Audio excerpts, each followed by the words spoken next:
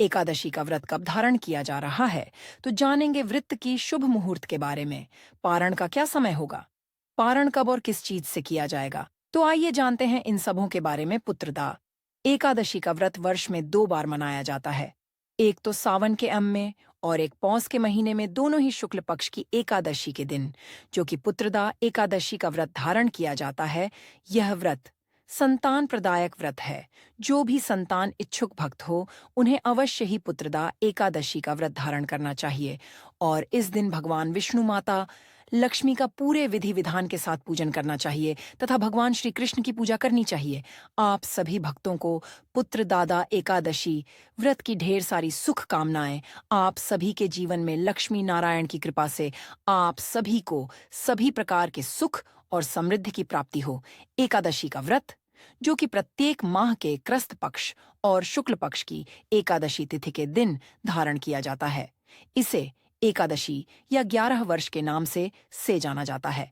यह सभी प्रकार के पापों को नष्ट करने वाली है। जब व्यक्ति के पाप नष्ट होते हैं, तभी उनके पुण्य उदित हो पाते हैं। उसके बाद भी सांसारिक सुखों की प्राप्ति हो पाती है।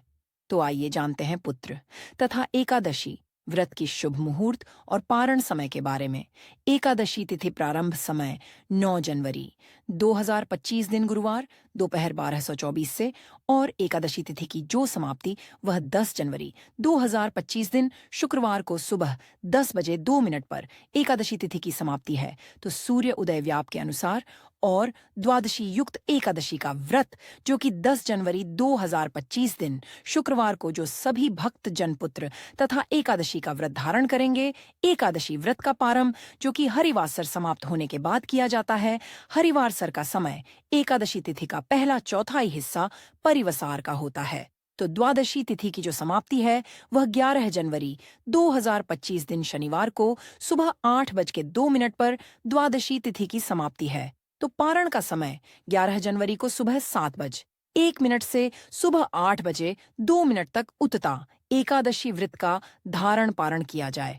इस व्रत का पारण इन पारम यानी कि गाय के गोबर से व्रत का पारण यह संभव ना हो पाए, तो आप जल फल या तुलसी से व्रत का पारण करें। अगर आपको इस दिन दूसरा व्रत भी धारण करना हो, तो फल से व्रत का पारण करके आप उसके बाद अगले व्रत को शुरू कर सकते हैं बिना पारण किए हुए। अगला व्रत जो कि शुरू नहीं हो, तो पहले एक व्रत का पालन कर ले, उसके बाद आप दूसरे व्रत को